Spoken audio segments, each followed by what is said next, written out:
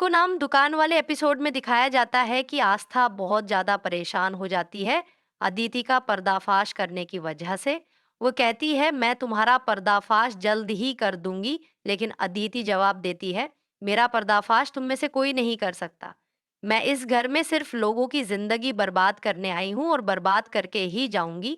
कोई मुझे यहाँ से भगा नहीं सकता। तभी आदिति के माता पिता आ जाते हैं और आदिति वहां से चली जाती है। आदिति के पिता कहते हैं मैं सबके साथ नाश्ता नहीं करूंगा, सिर्फ चाय पीऊंगा। ये सुनकर चाय परोसी जाती है। इसी दौरान आदिति देखती है कि आस्था उसके बटुए में कुछ देख रही है। आस्था को पता चलता है कि आदित्य की 6 उंगलियां थीं, जबकि अभी उसके सिर्फ 5 उंगलियां हैं। ये देख आस्था परेशान हो जाती है। आदित्य सफाई देते हुए कहता है मैंने हाल ही में अपनी एक उंगली कटवा दी थी। आस्था पुरानी एल्बम लाती है और उसमें अदिति की 6 उंगलियों की तस्वीर मिलती है। यह देखते ही आस्था कहती है अदिति तुमने ये ठीक नहीं किया। अदिति जवाब देती है मैंने जो भी किया वह मेरी मर्जी से किया। तुम मुझसे दूर ही रहो।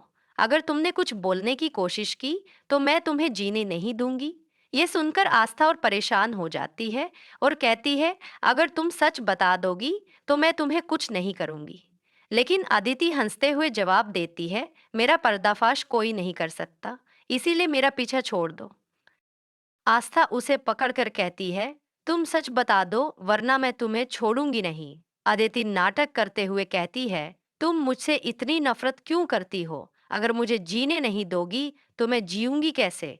ये सुनकर आस्था उलझन में पड़ जाती है। तभी श्लोक आकर पूछता है क्या हो रहा है आस्था? आस्था जवाब देती है यह लड़की अदिति नहीं है, यह सिर्फ अदिति बनने का नाटक कर रही है। उसी समय साहब आ जाते हैं और कहते हैं इतनी बड़ी बात हो गई और मुझे बताया भी नहीं। अदिति कहती है पहले भी इन्होंने मेरे साथ ऐसा ही किया था। अंजलि जी सफाई देती हैं मैं आपको बताने वाली थी साहब, लेकिन यह लड़की मानने को तैयार नहीं थी। तभी अदिति जहर पी लेती है ताकि अपनी बात को सही साबित कर सके। ये देखकर सभी घबरा जाते हैं और कहते हैं डॉक्टर को यहीं बुला लो वरना रिश्तेदारों में बदनामी हो जाएगी। डॉक्टर के आने के बाद जब अदिति ठीक होती है तो सभी उससे माफी मांगते हैं। वे कहते हैं हमें तुम्हारा पक्ष लेना चाहिए था। आस्था ने भोलेपन में तुम्हारा गलत आकलन कर लिया। लेकिन आस्था जानती है कि वह सही है, फिर भी कोई उसकी बात नहीं मानता।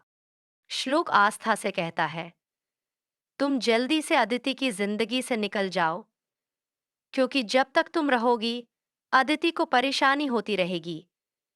अंजलि जी कहती हैं जल्दी से इसका तलाक हो जाए ताकि यह घर की जड़ खत्म हो जाए।